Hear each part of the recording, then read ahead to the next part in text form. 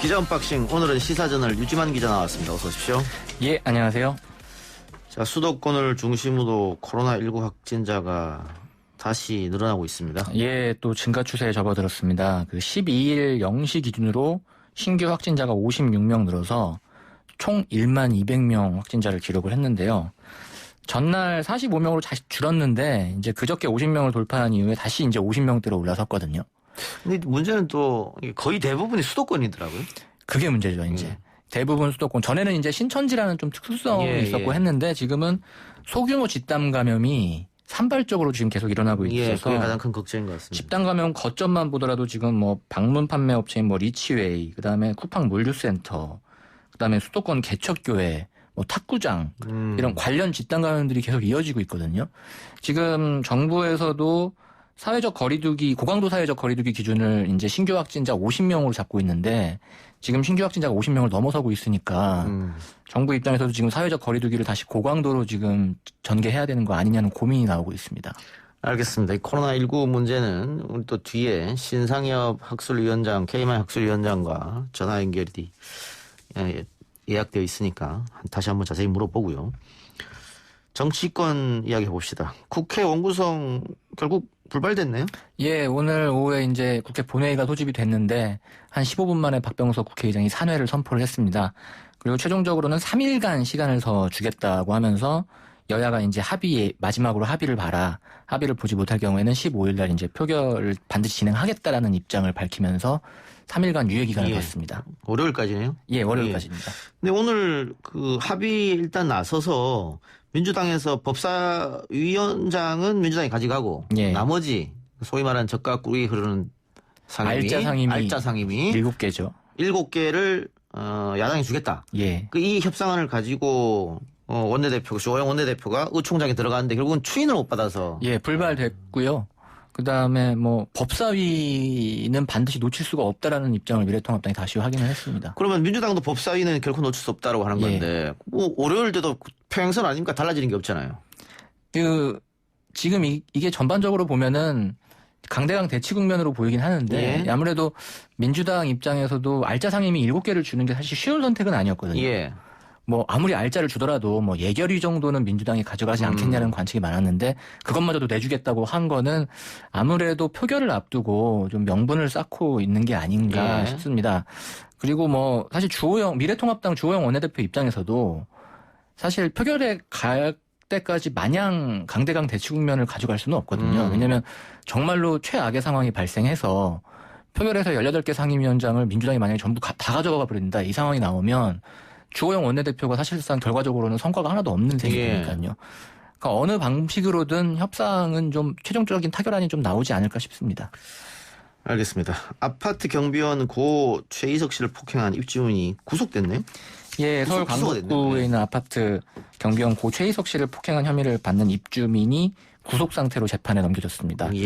서울 북부지검이 이 주민 A 씨를 특정범죄 가중처벌 등에 관한 법률 위반 그리고 무고 혐의 등을 포함해서 총 7가지 혐의로 구속 기소했습니다. 어쨌든 뭐 사람이 사망한 사건이니까 다만 폭행죄 아니겠어요? 폭행죄로 구속 기소되는 것은 좀 이례적인 것 같긴 한데요. 근데 이분이 지금 특정범죄 가중처벌법상 보복 감금, 상해, 보복 폭행 혐의에 더해서 무고, 강요미수, 협박, 상해 다 해서 총 7개 혐의를 받았거든요. 특히 이제 마지막에 무고죄까지 하나가 추가된 이유는 이 A 씨가 그 경비원을 사실 막판에 고소를 하지 않았습니까? 돌아가시기 직전에 명예훼손으로 고소를 했는데 그게 주변 그 증인들을 좀 진술을 받아보니 허위라는 게 있어서 무고죄까지 추가해서 기소하게 된 겁니다. 알겠습니다. 가방에 갇혀 숨진 9살 아동의 친부도 입건이 됐네요. 얼마 전에 좀 비극적인 일이었죠. 여행용 가방 속에 갇혀있다 끝내 숨진 9살 아이의 계모가 이제 구속됐는데 그 아이의 친부 A 씨도 불구속 수사를 받고 있는 걸로 확인이 됐습니다. 어떤 혐의입니까? 이 아버지의 혐의는 그 동거녀가 숨진 아이를 학대하는 걸 방조했다는 혐의고 지난해부터 최근까지 아이를 상대로 직접 폭력까지 행사한 혐의입니다. 그러니까 아동학대 혐의를 받고 있고요. 그리고 A씨는 경찰 조사에서 아이를 때리는 등 아동학대가 있었던 사실을 대체로 인정한 것으로 알려지고 있습니다. 다만 경찰은 이번에 그 동거녀가 그 아이를 가방에 가둔 사건과는 이 친부가 크게 관계는 있지 않은 걸로 판단하고 있습니다. 예. 좀 지켜보죠. 검찰이 한명숙 사건 전담팀을 구성했습니다. 예, 검찰이 한명숙 전 국무총리 그 정치자금법 위반 수사 과정을 조사하는 전담팀을 꾸렸습니다. 윤석열 검찰총장이 직접 지시를 한 걸로 알려졌고요. 이용일 서울중앙지검 인권감독관과 대검찰청 인권수사자문관 등 검사 3명이 투입돼서 조사팀이 꾸려졌습니다.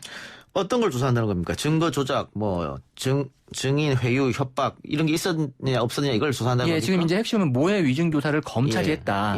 수감자들을 상대로 했다는 건데 그 수사 과정을 전반적으로 살펴보겠다는 거거든요.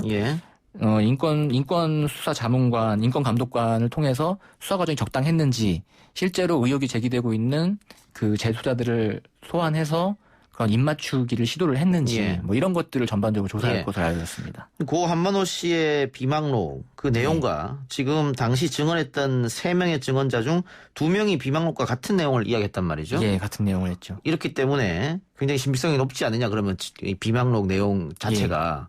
그런데 이 검찰의 잘못을 검찰이 조사한다. 결국은 팔은 안으로 굽을 텐데 이걸 좀 염려하는 분이 있을 것 같아요. 일각에서는 그래서 이게 특히 인권 수사 쪽, 그러니까 인권감독관 쪽에 이제 배당을 했다는 것과 그다음에 검찰 사건을 조사한다는 것 때문에 제대로 되지 않겠냐라는 시각이 있는 것도 사실입니다. 그러니까 극단적으로는 어떤 시각까지 있냐면 공수처가 출범하기 전에 이걸 좀 정리를 하려는 검찰의 의도가 아니냐라는 시각도 있습니다. 면죄부를 주려는 거 아니냐. 근데 또 일단은 윤석열 총장까지 나서서 전담팀까지 꾸렸다고 하니까 좀 결과가 어떻게 나올지는 좀 봐야 되겠죠. 일단 한만호 씨 동료 수감자들이 거의 일치된 주장을 하고 있거든요. 지금 나가 있는 한 분은 조금 다르긴 하지만 그분의 진술은 오히려 좀 앞뒤가 안 맞는다는 지적이 좀 나오고 있고 해서요. 이거는 좀 대검에서도 좀 쉽게 덮거나 이러기는 쉽지 않을 걸로 보입니다. 이재용 삼성 부회장에 대한 기소 여부를 결국 수사심의위원회에서 다루기로 했습니다. 외부 전문가들로 구성된 대검찰청 검찰수사심의위원회에서 심의를 하기로 어제 결정이 됐습니다. 이 수사심의위원회에 앞서서 이제 어제 오후부터 부의심의위원회가 열렸거든요. 거기서 이제 경론 끝에 수사심의위원회 소집을 하기로 결정을 했습니다. 수사심의위원회는 그 일반인들로 구성되는 거죠? 수사심의위원회는 총 150명에서 250명으로 구성된 위원 중에 무작위로 15명을 선발해서 이제 수사심의위원회를 열게 되거든요. 근데 여기에는 이제 법조계, 학계, 문화예술계까지 모두 망라해서 다양한 구성원들이 돼 있습니다. 여기서 이제 무작위로 이제 나올 수 있는 분들을 선발을 해서 그분들이 이제 30쪽 안팎의 이제 의견서를 가지고 의견서와 그다음에 해당 수사 담당자와 변호인 측의 이제 의견 진술을 듣고 최종적으로 결정을 하게 됩니다.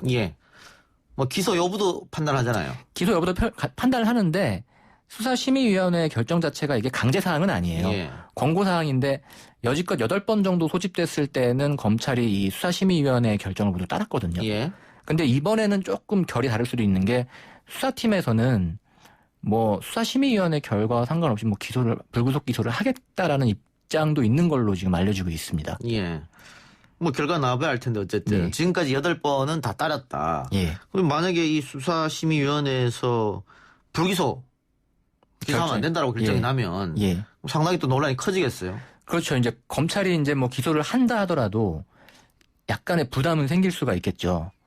수사심의위원회에서도 부당한 기소라고 판단했는데 억지 기소한다고 아마 이재용 부회장 측에서 아마 공격을 할 수도 있습니다. 지금 언론도 이재용 부회장이 이제 구속영장이 청구되었을 때 해도 너무한다 검찰이 이런 뉘앙스의 기사가 쏟아졌단 말이죠.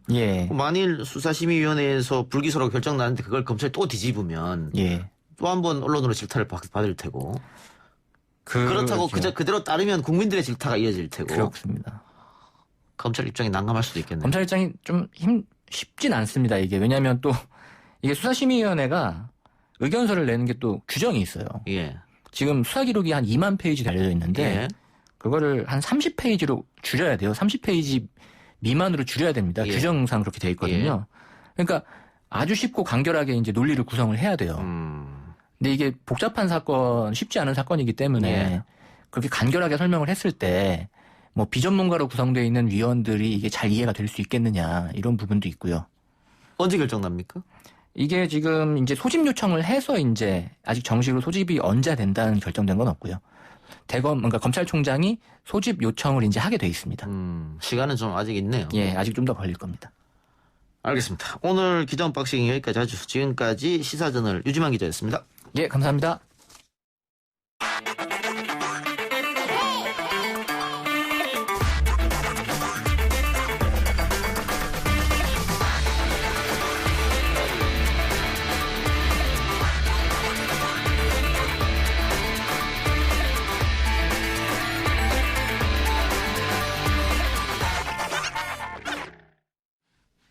수도권을 중심으로 한 코로나 감염골이 좀처럼 잡히지 않고 있습니다. 정부는 수도권 방역 강화 조치를 무기한 연장하기로 했죠. 현 상황에서 가장 쉬우면서도 확실한 대응은 각자가 마스크 잘 착용하고 거리 두기를 실천하는 겁니다. 하지만 개인 방역은 갈수록 느슨해지는 분위기입니다. 우리가 덥다고 마스크 벗으려 할 때 현장 의료진들은 찜통 방호복 속에서 쓰러지고 있다는 사실을 기억해야겠습니다. 역학조사관을 지낸 감염내과 전문의 신상엽 KMI 한국의학연구소 학술위원장 연결해서 이야기 나눠보겠습니다. 위원장님 나와 계십니까? 네, 안녕하세요. 예. 수도권 상황, 방역 당국도 심상치 않다. 뭐 저희 국민들이 보기에도 심상치 않은 걸로 보여지는데 위원장님 어떻게 보고 계십니까? 지금 이제 방역 당국이 이제 심상치 않다고 이야기하는 것은 이제 구체적으로는 그 코로나19 유행이 지금 수도권의 경우 방역 당국의 통제를 벗어날 가능성에 대해서 우려하고 있다는 의미를 좀 담고 있습니다. 예. 그 이제 생활 속 거리 두기로 전환하기 직전에 뭐 하루 평균 10명 미만 확진자 수랑 감염 경로 모르는 환자가 5% 아래에서 한동안 잘 유지가 됐었거든요. 예. 그런데 생활 속 거리 두기 직전에 사회적 거리 두기가 다소 흐트러지는 상황에서 이태원 클럽발 유행이 시작되고 그 이후에 이제 수도권을 중심으로 이제 코로나19가 이제 산발적으로 유행하기 시작했는데요. 지금 현재 이제 유행의 확산 속도가 상당히 빠르고 무증상 확진자들이 너무 많다 보니까 방역 당국이 접촉자를 찾아내서 격리하는 속도가 신규 확진자 속도를 좀 따라가지 못하는 그런 현상들이 발생하고 있는 상황입니다. 예. 그래서 현 수도권 유행이 방역 당국의 노력만으로는 통제하기 어려운 상황이기 때문에 현 상태가 좀 심상치 않다라고 이렇게 방역 당국이 표현하고 있는 것 같습니다. 예. 2차 대유행 염려는 혹시 없습니까? 이런 지역사회의 조용한 전파 상황에서 지금은 그럴 일은 많지 않겠지만 신천지 대구교회와 같은 그런 많은 사람들이 모이는 곳에서 오랫동안 지속적인 그런 확진 환자 노출이 되는 경우엔 대규모 유행이 생기겠지만 지금 어느 정도 방역 당국의 노력과 생활 속 거리두기 하에서는 그런 종류의 대규모 유행보다는 산발적인 고위험 시설 중심의 산발적인 중규모 소규모 유행들이 앞으로도 계속될 가능성이 많습니다. 예. 그 1차 유행 대유행했을 때 TK 지역, 특히 대구 또 부산 이게 지방에서 많은 감염 환자가 나왔었는데 지금 오히려 지방은 조용한데 수도권만 이렇게 확진자가 많이 나오고 있단 말이죠. 특별한 이유가 있을까요? 결국은 이 코로나19가 이제 사람들 간에 얼마나 밀폐된 이런 환경에 같은 집단이 얼마나 노출되느냐 이런 것들이 유행의 이제 그 규모를 결정하게 되는데 다른 지방보다는 수도권의 경우 워낙에 사람들이 많이 모여 있고 또 고위험 시설들도 많고 그다음에 사람 간의 그런 교류들도 많은 그런 상황이기 때문에 실제로 이제 수도권에 한번 이런 유행의 씨앗이 뿌려졌을 때에 산발적인 발생에 사실 이제 나타날 수밖에 없는 다른 지역에서 더 위험한 그런 조건들을 갖추고 있다고 볼 수 있습니다. 예, 수도권에 가장 밀집되어 있기 때문에 그럴 수 있겠네요. 그 사회적 거리두기를 생활 속 거리두기로 너무 일찍 완화했다 뭐 이런 지적도 있습니다. 그래서 강력한 사회적 거리두기로 다시 돌아가야 한다라고 얘기하는 분들도 계시는데 또 그렇게 하자니 또 경제 문제가 걸리고 말이죠. 위원장님 어떻게 했으면 좋겠다고 생각하세요? 지금 이제 한 사람이 다른 사람에게 전파할 수 있는 걸 갖다가 이제 재생산 지수라고 하는데 그 생활 속 거리두기 직전에 그 재생산 지수가 0.5 정도였습니다. 한 명이 0.5명 정도만 전파를 시킬 수 있는 상황이었기 때문에 사실 유행이 이제 가능하지 않았는데 예. 지금 수도권 유행이 생기면서 지금 재생산 지수가 1.5를 넘나들고 있습니다. 그러니까 한 명이 한 명 이상을 전파시키고 있는 상황이라서 지금 방역 당국에서 열심히 노력하고 있지만 이게 지금 잡히고 있지 않거든요. 예. 근데 과거에 낮은 재생산 지수가 가능했던 거는 방역 당국의 노력에 더해서 철저한 사회적 거리두기가 더해졌기 때문인데 예. 지금은 생활 속 거리두기 상황에서 그게 여러 허점들이 드러나고 있는 거거든요. 예. 그래서 지금 정부에서 수도권 방역 강화를 이제 최근 2주간 진행했던 걸 더 앞으로 계속 무기한 연장하겠다고 하고 있고, 고위험 시설 관리를 또 철저하게 하겠다고 하고 있고, 또 국민들에게도 보다 철저하게 생활 속 거리두기를 지켜달라고 얘기를 하고 있는데요. 예. 그럼에도 불구하고 이 유행이 가라앉지 않는 상황을 보인다 그러면 사실 뭐 학생들의 학업이나 생업에 이제 어떤 피해를 좀 감수하고서라도 다시 과거의 사회적 거리두기로 돌아가야 이 유행이 좀 사그러들 수도 있는 상황이 오기 때문에 그런 결정을 내릴 수도 있을 거라 생각이 듭니다. 예. 근데 정부에서 국민들에게 생활 속 거리두기를 요청을 한다고 하더라도 지금 몇 달 동안 국민들이 너무 고생했고 하기 때문에 최근에 뭐 거리도 그렇고 또 음식 정도도 그렇고 보면은 상당수 많은 분들이 이제 나오시는 걸 보게 되거든요. 또 너무 덥다 보니까 마스크 착용도 어려워지고 이 정부의 요청만으로는 이루어질 수 없을 것 같은데요. 그렇죠. 뭐 결국은 뭐 지금의 유행이 방역 당국의 노력만으로는 통제가 불가능하다 그랬을 때 결국 국민의 노력이 더해져야 되는데요. 저는 이 세 가지를 꼭 명심해 주셨으면 좋겠는데 사회적 거리두기, 마스크 착용, 손 씻기 사실 이 세 가지만 국민들이 좀 신경 써서 해주시면 어느 정도는 사회적 거리두기로 돌아가지 않고 이런 생활 속 거리두기 하에서 일상생활의 영위가 가능할 것 같지만 이게 잘 안 된다 그러면 사실 결국은 뭐 여러 피해를 감수하고 다시 돌아가야 되는 상황이 올 수도 있거든요. 예. 그리고 이 과정에서 정말 대규모 유행이 생긴다 그러면 그 사회적 거리두기로 돌아가는 게 문제가 아니라 당장의 모든 이제 나라가 또 과거 대규 유행처럼 셧다운이 될 수도 있는 상황이 올 수도 있기 때문에 예. 좀 그런 부분들에 대해 좀 경각심을 가져주시는 것들이 필요할 것 같습니다. 필요하다. 예, 알겠습니다. 아까 제가 모두에도 이야기를 했는데 이 더위에 방역복을 입고 뭐 소위 말하는 사우나와 같은 곳에서 일하고 있는 분들도 계시잖아요. 의료진들이. 예. 지금 현장 의료진 상황이 어떻습니까? 뭐 방역복을 입어보시는 분은 아시겠지만 사실 숨쉬기가 힘들고 계속 땀이 나거든요. 예. 근데 장마철에는 습기가 높아서 더 힘들어지고요. 한여름에는 더위로 인해서 특히 어려움을 겪게 됩니다. 사실 이제 현장 의료진들의 그런 건강이 사실 이 한여름이 오면서 저는 좀 많이 걱정이 되는 상황입니다. 예, 알겠습니다.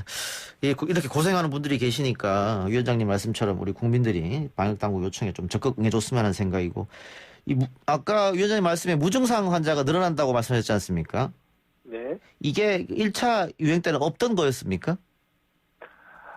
이제 무증상 감염자 같은 경우는 이제 주로 이렇게 지역사회에 소리 없는 전파가 일어날 때 이제 큰 문제가 됩니다. 이제 과거 신천지 대구 유행 같은 경우는 그 위험한 그런 위험군들이 아주 확실하게 이제 확인이 되는 상황이었기 때문에 그런 고위험 집단 중심의 방역을 했을 때 어느 정도 큰 효과를 낼 수가 있었는데 예. 지금은 환자도 본인이 걸린 줄을 모르고 일상생활하면서 다른 사람에게 전파를 시키고 그 환자도 걸린 사람도 다 감염이 걸렸는지를 모르는 상황에서 지금 지역사회에 많은 확진자들이 존재한다라고 했을 때 방역당국에서 이걸 초기에 찾아내기가 어렵거든요. 그래서 예. 나중에 증상이 생겨 찾아냈을 때는 이미 벌써 3, 4차 감염이 벌어진 상태라서 방역당국의 그 속도를, 방역당국이 그를 컨트롤할 수 있는 속도를 따라가기가, 그걸 감염을, 고리를 차단하는 그 속도를 따라가기가 굉장히 어려운 경우들이 많이 생기고 있는 그런 게 지금의 수도권 유행의 특징이라고 볼 수 있습니다. 예.